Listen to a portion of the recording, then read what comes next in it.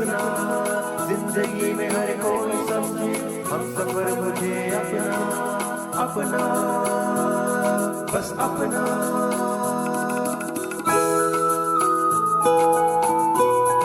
अपना radio 96.9 FM। अपना बस अपना।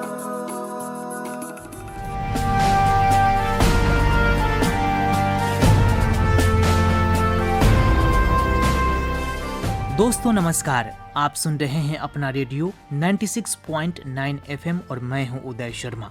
दोस्तों, आज हम सभी भारतवासी मना रहे हैं पराक्रम दिवस। पराक्रम दिवस भारत के उस साहस की याद दिलाता है जिसने गुलामी के जंजीरों को चुनौती दी। यह दिन नेताजी सुभाष चंद्र बोस के अदम्य साहस, क्रांतिकारी सोच और राष्ट्र के लिए सर्वस्व न्यौछावर करने की भावना को समर्पित है। दोस्तों, पराक्रम दिवस केवल एक तिथि नहीं है, बल्कि यह भारत की आत्मा में बसे निडर राष्ट्रवाद का उत्सव है। पराक्रम दिवस हमें सिखाता है कि देशभक्ति भाषणों में ही नहीं बल्कि आचरण में दिखनी चाहिए। नेताजी का जीवन बताता है कि अगर इरादा मजबूत हो तो इतिहास बदला जा सकता है। तो दोस्तों, आज के इस खास दिवस पराक्रम दिवस पर हम आपके लिए लाए हैं विशेष कार्यक्रम स्वतंत्रता का अमर योद्धा नेताजी सुभाष चंद्र बोस। दोस्तों, नेताजी और उनके नेतृत्व वाली आजाद हिंद फौज ने अंग्रेजी साम्राज्य की नींव को हिलाकर रख दी थी और उनकी क्रांति ने यह स्पष्ट घोषणा कर दी थी कि अंग्रेजी साम्राज्य का विनाश शीघ्र ही होगा तथा उन्हें भारत को छोड़कर जाना ही पड़ेगा। नेताजी माँ भारती के ऐसे सपूत थे जिनके नाम से ही क्रांति का भाव जागृत हो जाता है।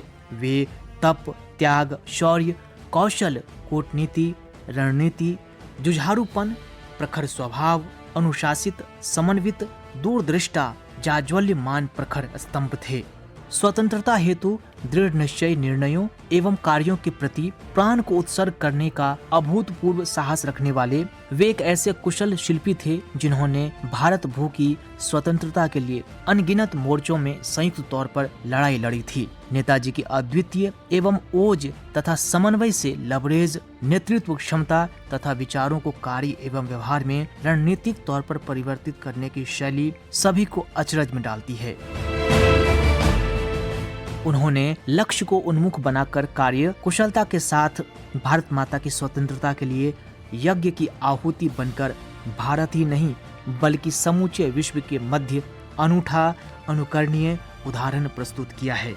उनके द्वारा दिखलाए गए मार्ग स्वतंत्रता के बाद भी उतने ही प्रासंगिक हैं जितने कि स्वतंत्रता की बलिवेदी में स्वयं को समर्पित करने के लिए रक्त में उबाल पैदा करके युवा, तरुणाई एवं बच्चों से लेकर बुजुर्गों तक के रोम रोम में नई स्फूर्ति, चेतना को जागृत करने की जादुई शक्ति का काम तात्कालिक समय में करते रहे हैं, जिसके भाषणों से सभी के रग रग में ओज एवं क्रांति की ज्वाला जल उठती हो।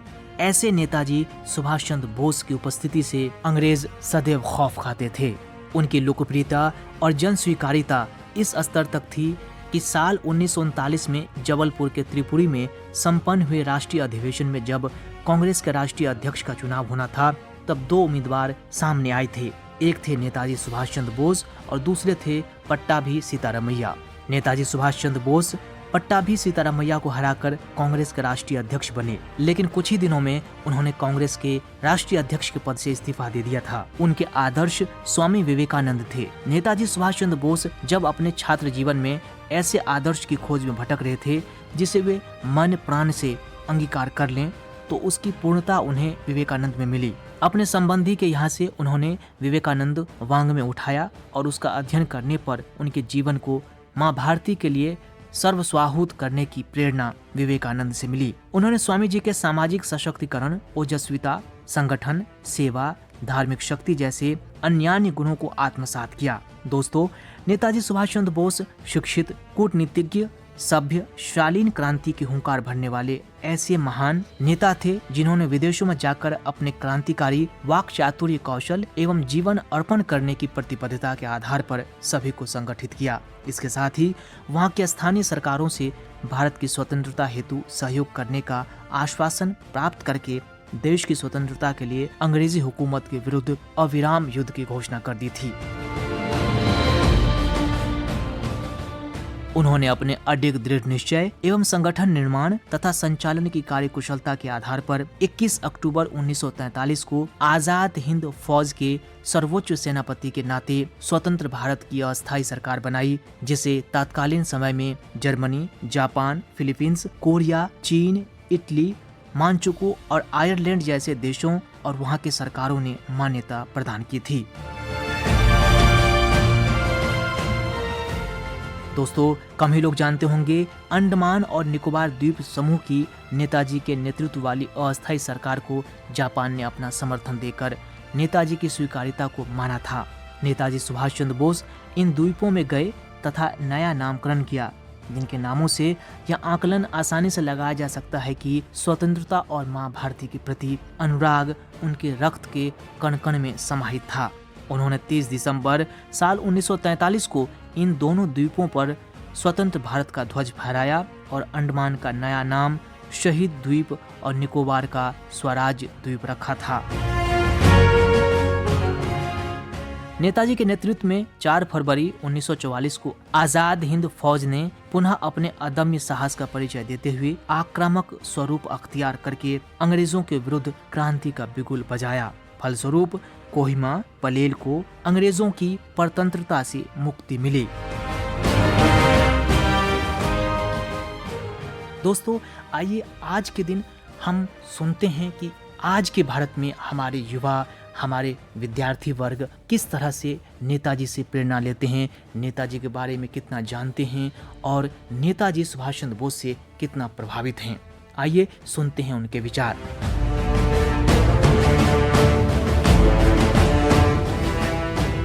नमस्कार दोस्तों, मैं वैशाली आज पराक्रम दिवस पर अपने महान देशभक्त एवं स्वतंत्रता के लिए सर्वस्व निछावर करने वाले महान क्रांतिकारी नेताजी सुभाष चंद्र बोस को नमन करती हूँ। दोस्तों, सुभाष चंद्र बोस ने कहा था, एक व्यक्ति किसी विचार के लिए मर सकता है, लेकिन वह विचार उसकी मृत्यु के बाद हजारों लोगों के जीवन में अवतरित रहता है। ऐसे ही आज भी सुभाष जी के विचार, उनका अस्तित्व आज भी हम सब के अंदर जीवित है। अगर आज मुझे किसी एक महान इंसान से मिलने का अवसर मिले तो वो बेशक सुभाष चंद्र बोस होंगे। वो सिर्फ एक इंसान नहीं थे, वे खुद में एक विचारधारा, एक क्रांति, एक जोश थे। मैं अगर उनसे मिलूं तो केवल उनके साथ बैठना नहीं चाहूँगी, मैं उनके साथ उस संघर्ष की लड़ाई में हिस्सेदार बनना चाहूँगी। नेताजी, जिन्होंने अंग्रेजी हुकूमत के सबसे ऊंची नौकरी ICS को सिर्फ इसलिए ठुकरा दिया क्योंकि उनके लिए सत्ता से बड़ा था स्वाभिमान और सुविधा से बड़ी थी आज़ादी। जब पूरा देश अहिंसा के रास्ते पर चल रहा था, नेताजी ने सवाल किया, क्या गुलामी सिर्फ प्रार्थनाओं से टूटेगी? उनका रास्ता बेशक अलग था, पर राष्ट्र के लिए सम्मान सबसे गहरा था। 1941 की वो रात जब एक आदमी भेष बदलकर ब्रिटिश साम्राज्य की आंखों में धूल झोंकते हुए कलकत्ता से काबुल तक निकल जाता है, ये कोई फिल्म नहीं थी, ये नेताजी का जीवन था। जर्मनी की धरती से जब आज़ाद हिंद रेडियो पर आवाज़ गूंजी तो वो सिर्फ भाषण नहीं था, वो गुलाम सैनिकों की आत्मा को जगाने का प्रयास था। और फिर रानी झांसी रेजिमेंट, जहां महिलाएं सिर्फ प्रेरणा नहीं थी, वो हथियारबद्ध सैनिक थीं। नेताजी ने बराबरी को भाषण में नहीं बल्कि मैदान में उतारा।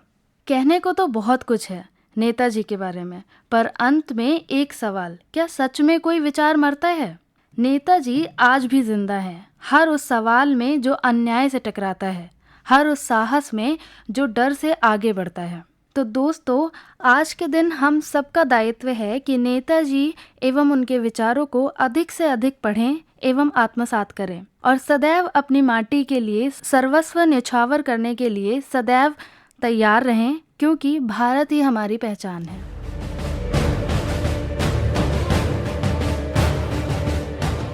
पूरा देश महान स्वतंत्रता सेनानी, क्रांतिकारी नेता, सच्चे देशभक्त सुभाष चंद्र बोस की 129वीं जयंती मना रहा है। स्वतंत्रता आंदोलन में उनका योगदान का कोई सानी नहीं है। साहसी और स्वतंत्रता के प्रति अति उत्साहित नेता थे। सुभाष चंद्र बोस श्रीमद् भगवत गीता से गहराई से प्रेरित रहे थे। इसी कारण स्वतंत्रता, समानता, राष्ट्रभक्ति के लिए उनके संघर्ष को भुलाया नहीं जा सकता। नेताजी के लिए राष्ट्र सर्वोपरि था। मातृभूमि को अंग्रेजों के चंगुल से मुक्त कराने के लिए उन्होंने अपनी सेना आज़ाद हिंद फौज बनाने का रास्ता चुना। राष्ट्रभक्ति एवं स्वतंत्रता का संदेश जन जन तक पहुंचाने के लिए बर्लिन में फ्री इंडिया सेंटर की स्थापना और आज़ाद हिंद रेडियो की शुरुआत कर स्वतंत्रता आंदोलन को आगे बढ़ाया। इसमें अंग्रेजी, गुजराती, मराठी, बंगाली, पश्तो, तमिल, फारसी और तेलुगु में प्रसारित समाचार बुलेटिन व स्वतंत्रता आंदोलन में जुड़े कार्यक्रम प्रसारित किए गए। इसी तरह आज़ादी प्राप्ति की मुहिम को तेज करने के लिए यूरोप में भारतीय सेना का गठन किया गया। उन्होंने अखिल भारतीय फॉरवर्ड ब्लॉक नामक राजनीतिक इकाई की स्थापना भी की। सुभाष चंद्र बोस ने नारा दिया था, तुम मुझे खून दो, मैं तुम्हें आज़ादी दूंगा, जो आज भी देश के हर नागरिक युवाओं के दिलों पे अंकित है। तो दोस्तों, आज के दिन हम नेताजी को नमन करते हैं और उम्मीद करते हैं कि हम उनके विचारों को आगे बढ़ाते रहेंगे।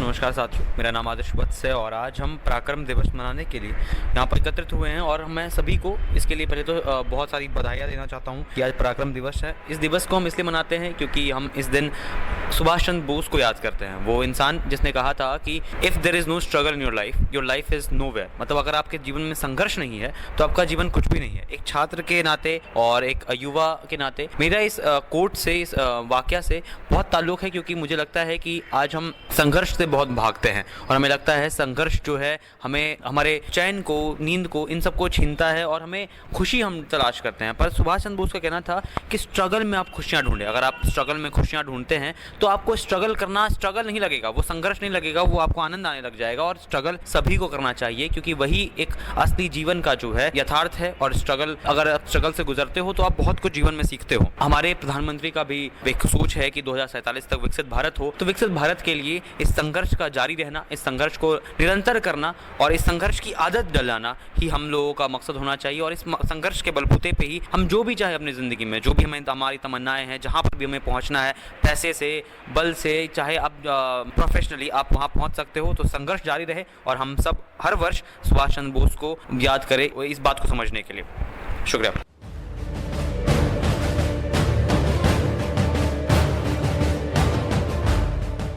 नमस्कार दोस्तों, मैं चंद्रभूषण। जैसा कि हम सभी को ज्ञात है कि अभी हम पराक्रम दिवस मनाने जा रहे हैं सुभाष चंद्र बोस की जयंती पर। जैसा कि हम सभी को मालूम है, सुभाष चंद्र बोस यानी कि आज़ाद हिंद फौज के वो नेता, वो देश के वो नेता जो सर्वप्रथम इस देश के सबसे युवाओं को जागरूक करने वाले और प्रेरणा स्रोत बने। सुभाष चंद्र बोस एक नाम नहीं, सिर्फ ऐसा नाम था जिससे लाखों युवाओं, लाखों क्रांतिकारियों के अंदर जोश भरा। देशभक्त जिन्होंने हमें सिखाया कि सच्चा देश प्रेम क्या होता है। देश प्रेम यानी कि हमारे देश के लिए खुद को समर्पित कर देना। और सुभाष चंद्र बोस ना सिर्फ एक अच्छे नेता, एक अच्छे क्रांतिकारी या देशभक्त ही नहीं थे, वो एक ऐसे लीडर थे जिनके अंदर साक्षरता से लेकर हर चीज़ की, कोई चीज़ की कमी नहीं थी। फौज में देखे तो उन्होंने एक इतनी विशाल सेना का गठन करा, वो भी आज़ादी से पूर्व अंग्रेजों से लड़ने के लिए। उसके बाद हम जब उनका इंटरनेशनल अफेयर्स देखें कि किस प्रकार से उन्होंने दूसरे देशों को जोड़कर भारत के लिए खड़ा करा और भारत के लिए लड़ने के लिए जागरूक करा। वहीं हम देखें कि उस समय का जो हिटलर जो हुआ करता था, उस समय का सबसे खतरनाक नेताओं में से एक हुआ करता था, उसको तक उन्होंने चकमा दिया था। वहीं हमने सुभाष चंद्र बोस को बड़ी ही गुमनामी में खोया भी है, गुमनामी बाबा के नाम पर कई बार सुना भी है। आज उनकी जयंती पर और पराक्रम दिवस पर यही देश के समस्त युवा साथियों से यही मैं निवेदन करूंगा कि हम भी हमारी धमनियों में जो राम, श्याम और शिवाजी महाराणा प्रताप का जो रक्त बह रहा है, हम भी हमारे आदर्श, हम भी हमारे पूर्वजों से सीखें और वैसा पराक्रम हमारे अंदर लाएं और साथ में हमारे देश के प्रति कुछ कर गुजरने की भावना रखें। हमारे देश के प्रति कुछ ऐसा कर जाए कि लोग भी हमें सुभाष बाबू की तरह याद करें। धन्यवाद।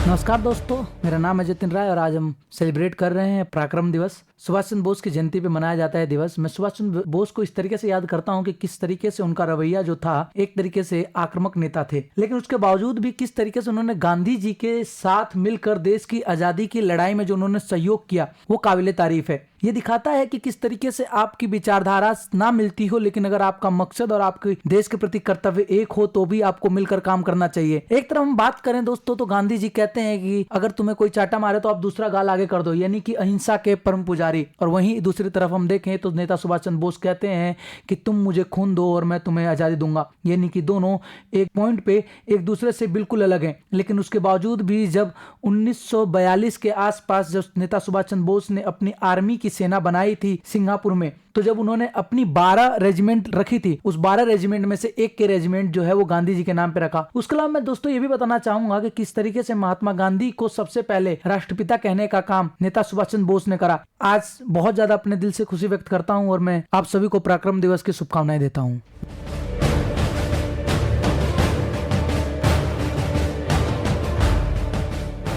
जी हाँ दोस्तों, नेताजी सुभाष चंद्र बोस आज भी हम सबके प्रेरणा स्रोत हैं, क्योंकि वे न सिर्फ हम सब के लिए एक मार्गदर्शक हैं, बल्कि भारत माता के लिए सर्वस्व न्यौछावर कर देने वाले वो अमर स्वतंत्रता सेनानी हैं, जिसकी अमिट छाप सदैव हम सब पर बनी रहेगी।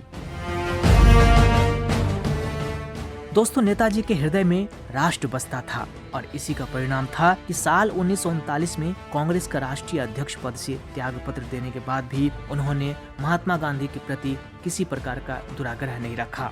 6 जुलाई साल 1944 को नेताजी सुभाष चंद्र बोस ने महात्मा गांधी जी के नाम बर्मा के रंगून रेडियो स्टेशन से एक प्रसारण में आज़ाद हिंद फौज की स्वतंत्र गतिविधियों के विषय में बताते हुए आज़ाद हिंद फौज द्वारा स्वतंत्रता के लिए लड़ी जा रही इस निर्णायक लड़ाई की जीत के लिए बापू की शुभकामनाओं की अपेक्षा की थी।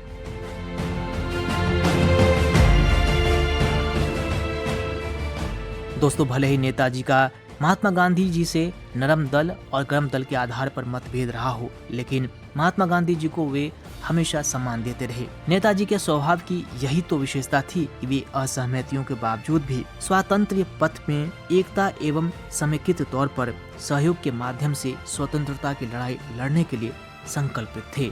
नेताजी ने मां भारती की स्वतंत्रता के लिए दिल्ली चलो की हुंकार भरते हुए 21 मार्च 1944 को अपनी भारत भूमि पर कदम रखे। उनके शौर्य और तेज के आभा मंडल में भारत माता के चरण चूमते हुए सभी के हृदय में जज्बा जुनून राष्ट्र की पूर्ण स्वतंत्रता के लिए हिलोरे ले रहा था।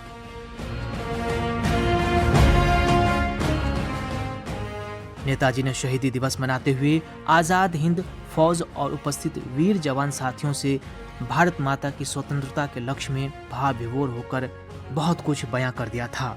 उन्होंने कहा था, हमारी मातृभूमि स्वतंत्रता की खोज में है, तुम मुझे खून दो, मैं तुम्हें आजादी दूंगा, यह स्वतंत्रता की देवी की मांग है। इसका मतलब ये था दोस्तों कि यह समय शांत और चुप बैठकर स्वतंत्रता की याचना करने का नहीं है। यह समय अपने भुजबल की ताकत से दो दो हाथ करने का है और अंग्रेजों की हुकूमत को जमींदोज करके स्वतंत्रता की थाल सजाकर मां भारती की पूजा करने के संकल्प लेने का है। तो दोस्तों, आइए आज के इस विशेष दिवस पर अमर योद्धा नेताजी सुभाष चंद्र बोस की जीवनी को जानते हैं। दोस्तों, महान स्वतंत्रता सेनानी नेताजी सुभाष चंद्र बोस का जन्म 23 जनवरी 1897 को उड़ीसा के कटक गांव में हुआ था। उनके पिता जानकीनाथ बोस वकील थे। उनकी माता का नाम प्रभावती था। वे भारत के स्वतंत्रता संग्राम के अग्रणी और सबसे बड़े नेता थे। द्वितीय विश्व युद्ध के दौरान उन्होंने अंग्रेजों के खिलाफ लड़ने के लिए जापान के सहयोग से आजाद हिंद फौज का गठन किया। नेताजी सुभाष चंद्र बोस द्वारा दिया गया नारा जय हिंद का नारा भारत का राष्ट्रीय नारा बना हुआ है। दोस्तों, सुभाष चंद्र बोस के मन में देश प्रेम, स्वाभिमान और साहस की भावना बचपन से ही बड़ी प्रबल थी। वे अंग्रेज शासन का विरोध करने के लिए अपने भारतीय सहपाठियों का भी मनोबल बढ़ाते थे। अपनी छोटी आयु में ही सुभाष ने यह जान लिया था कि जब तक सभी भारतवासी एकजुट होकर अंग्रेजों का विरोध नहीं करेंगे, तब तक हमारे देश को उनकी गुलामी से मुक्ति नहीं मिल सकेगी। दोस्तों, जहां सुभाष के मन में अंग्रेजों के प्रति तीव्र घृणा थी, वहीं अपने देशवासियों के प्रति बड़ा प्रेम था। सुभाष चंद्र बोस का जीवन अत्यंत संघर्षपूर्ण, शौर्यपूर्ण और प्रेरणादायी है। बाल्यकाल से ही शोषितों के प्रति उनके मन में गहरी करुणा का भाव था। गरीब, पीड़ित, शोषित जनता के लिए उनका दिल हमदर्दी से भरा रहता था। क्रांतिकारियों के प्रति उनके मन में विशेष सम्मान था। विवेकानंद की शिक्षाओं का सुभाष चंद्र बोस पर बहुत गहरा प्रभाव पड़ा था। अपने विशिष्ट व्यक्तित्व एवं उपलब्धियों की वजह से सुभाष चंद्र बोस भारत के इतिहास में एक महत्वपूर्ण स्थान रखते हैं। सुभाष चंद्र बोस का जन्म उस समय हुआ था जब भारत में अहिंसा और असहयोग आंदोलन अपनी प्रारंभिक अवस्था में थे। इन आंदोलन से प्रभावित होकर उन्होंने भारत छोड़ो आंदोलन में सक्रिय भूमिका निभाई। पेशे से बाल चिकित्सक डॉक्टर बोस ने नेताजी की राजनीतिक और वैचारिक विरासत के संरक्षण के लिए उनके कोलकाता स्थित आवास में नेताजी रिसर्च ब्यूरो की स्थापना की थी। सुभाष चंद्र बोस के बड़े भाई शरत चंद्र बोस और भाभी विभावती ने उनके विचारों को नई दिशा दी थी। शुरू से ही वो बहुत मेधावी छात्र रहे। उनके राजनीतिक जीवन को दिशा देने में देशबंधु चित्तरंजन का अहम योगदान था। पिता के आदेश का पालन करते हुए वे 15 सितंबर 1919 को लंदन गए और वहां कैम्ब्रिज विश्वविद्यालय में अध्ययन करने लगे। वहां से उन्होंने ICF की परीक्षा में गुणवत्ता श्रेणी में चौथा स्थान हासिल किया। भारत को आजादी दिलाने में सुभाष चंद्र बोस के योगदान अत्यंत महत्वपूर्ण है। दोस्तों, उस समय की राजसी ठाट बाट वाली ICS की नौकरी को छोड़कर अपने देश को मुक्त कराने के लिए निकल पड़े थे। लोकतांत्रिक ढंग से कांग्रेस के अध्यक्ष के रूप में चुने गए सुभाष चंद्र बोस ने गांधी जी की हठधर्मिता को देखते हुए उनकी इच्छा के पालन के लिए पद से इस्तीफा दे दिया था। स्वतंत्रता संग्राम के दौरान सुभाष चंद्र बोस की सराहना हर तरफ हुई। देखते ही देखते वे एक युवा नेता बन गए थे। 3 मई 1939 को सुभाष चंद्र बोस ने कलकत्ता में फॉरवर्ड ब्लॉक यानी अग्रगामी दल की स्थापना की थी और दोस्तों सितंबर 1939 में द्वितीय विश्व युद्ध प्रारंभ हुआ। ब्रिटिश सरकार ने सुभाष चंद्र बोस के युद्ध विरोधी आंदोलन से भयभीत होकर उन्हें गिरफ्तार कर लिया था। साल 1940 में सुभाष को अंग्रेजी सरकार ने उनके घर पर ही नजरबंद करके रखा। नेताजी अदम्य साहस और सूझबूझ का परिचय देते हुए 17 जनवरी 1941 की सुबह वह अंग्रेजों की नजरबंदी तोड़कर कोलकाता के अपने घर से निकल गए। कोलकाता से दिल्ली, पेशावर होते हुए वो काबुल पहुंचे और वहां से जर्मनी में उन्हें हिटलर ने पूरा सहयोग दिया। करीब 2 दशक के राजनीतिक जीवन में वे अगर जेल यात्राओं और देश निष्कासन के 14 साल का समय निकाल दें तो उन्हें जनता के साथ मिलकर राजनीतिक कार्य करने के लिए करीब 6 साल ही मिले थे। इतने कम समय में उन्होंने हिंदुस्तान के जनमानस को ऐसा आंदोलित किया जिसकी कोई दूसरी मिसाल नहीं मिलती। दूसरे विश्व युद्ध के दौरान वो पनडुब्बी द्वारा जर्मनी से जापान के लिए रवाना हुए। 3.5 माह की कठिन और खतरनाक यात्रा के बाद जून 1943 में जापान पहुंचकर उन्होंने वहां के प्रधानमंत्री हिडेकी तोजो से मुलाकात की। तोजो सुभाष चंद्र बोस से अत्यंत प्रभावित हुए। सुभाष की सादगी, ओजस्विता, साहस और देश प्रेम की भावना ने जापानी प्रधानमंत्री पर अमिट छाप छोड़ी थी और उन्होंने स्वतंत्रता संग्राम के सुभाष के मिशन में उन्हें भरपूर सहयोग दिया था।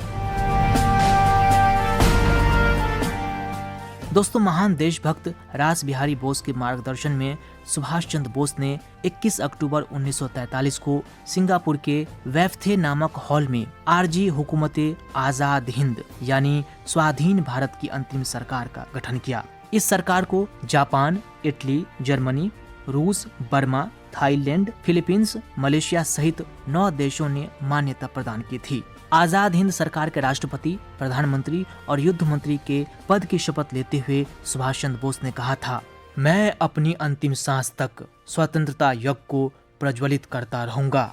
नेताजी सुभाष चंद्र बोस के स्वतंत्रता संग्राम का सबसे अहम अध्याय आजाद हिंद फौज का गठन करना और एक विश्वसनीय युद्ध में जीत के मुहाने तक पहुंच जाना है। दोस्तों, इस मुहिम में जापान ने उनकी हर तरह से सहायता की। विश्व इतिहास में आजाद हिंद फौज जैसा कोई दूसरा उदाहरण नहीं है, जहां 30-35 हजार युद्धबंदियों को संगठित करके प्रशिक्षित करके अंग्रेजों को पराजित किया। पूर्व एशिया और जापान पहुंचकर उन्होंने आजाद हिंद फौज का विस्तार करना शुरू किया। पूर्व एशिया में नेताजी ने अनेक भाषण करके वहां स्थानीय भारतीय लोगों से आजाद हिंद फौज में भर्ती होने का और आर्थिक मदद करने का आह्वान किया था। रंगून के जुबली हॉल में सुभाष चंद्र बोस द्वारा दिया गया भाषण सदैव के लिए इतिहास के पन्नों में अंकित हो गया, जिसमें उन्होंने कहा था, स्वतंत्रता संग्राम के मेरे साथियों, स्वतंत्रता बलिदान चाहती है। आपने आजादी के लिए बहुत त्याग किया है, किंतु अभी प्राणों की आहुति देना शेष है। आजादी को आज अपने शीश फूल की तरह चढ़ा देने वाले पुजारियों की आवश्यकता है। ऐसे नौजवानों की आवश्यकता है जो अपना सिर काट कर स्वाधीनता की देवी को भेंट चढ़ा सके। तुम मुझे खून दो, मैं तुम्हें आजादी दूंगा। खून भी एक दो बूंद नहीं, इतना कि खून का एक महासागर तैयार हो जाए और उसमें ब्रिटिश साम्राज्य को डुबो दे।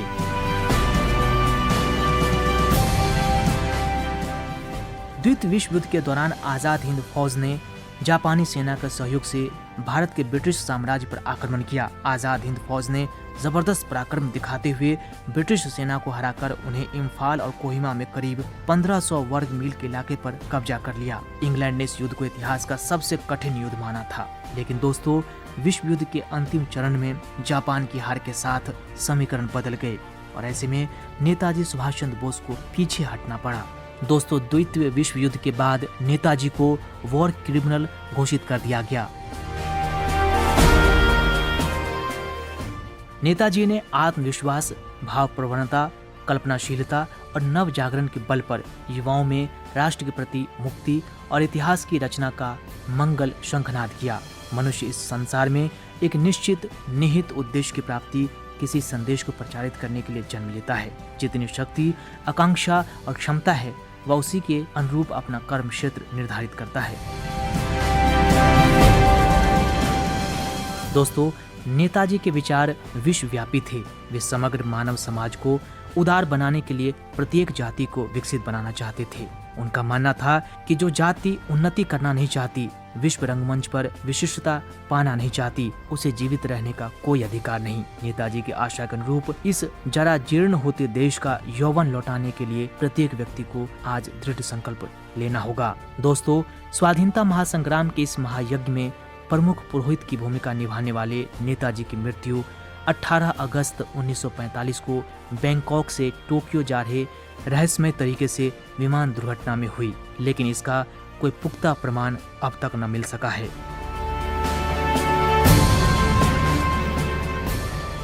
दोस्तों, उनके जाने के बाद भी आज भी हमारे पास शेष है नेताजी का जीवन एवं उनके संघर्षों तथा शौर्य के वे अध्याय जो क्रांति की उज्ज्वला के दिव्य दर्शन इतिहास में ले जाकर स्वतंत्रता की स्मृतियों के सहारे राष्ट्र के प्रति समर्पण एवं स्वतंत्रता के मायनों को सिखाते हैं। नेताजी के विचार, उनके कार्य, उनकी हुंकार हमारे हृदय में बसती है तथा हर पल, चाहे वो युवा तरुणाई हो या बड़े बुजुर्ग, सबको आह्वान करती है कि माँ भारती के वीरों, राष्ट्र के लिए सदैव मर मिटने का साहस बनाए रखना तथा माँ भारती की सेवा में जीवन को अर्पित कर देना।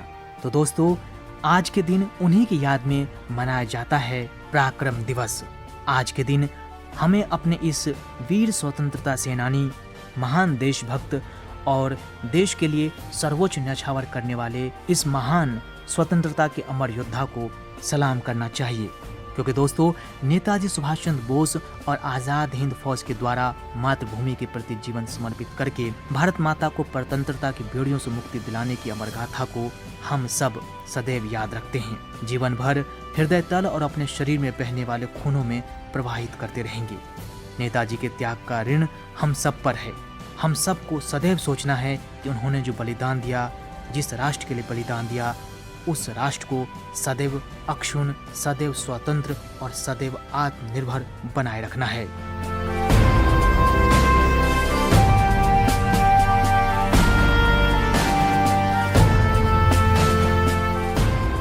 तो दोस्तों, आज के इस दिन आजादी के हमारे महान प्रेरणा स्रोत अमर योद्धा नेताजी सुभाष चंद्र बोस को नमन करते हुए अब इस खास कार्यक्रम को अब यहीं देते हैं विराम। मुझे यानी अपने रेडियो साथी उदय शर्मा को दीजिए अनुमति। नमस्कार, सुनते रहिए अपना रेडियो 96.9 FM। ताकत वतन की तुमसे है, हिम्मत वतन की तुमसे है, इज्जत वतन की तुमसे है, इंसान के हम रखवाले, ताकत वतन की हमसे है, हिम्मत वतन की हमसे है, इज्जत वतन की हमसे है, इंसान के हम रखवाले। पहरेदार हिमालय के हम झोंके हैं तूफान के, सुनकर गरज हमारी सीने फट जाते चट्टान के। पहरेदार हिमालय के हम झोंके हैं तूफान के, सुनकर गरज हमारी सीने फट जाते चट्टान के।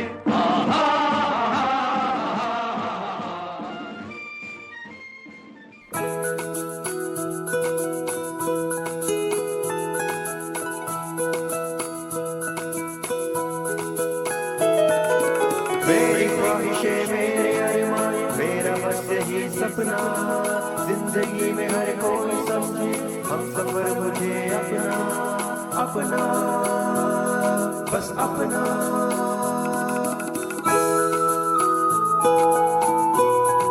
अपना रेडियो 96.9 FM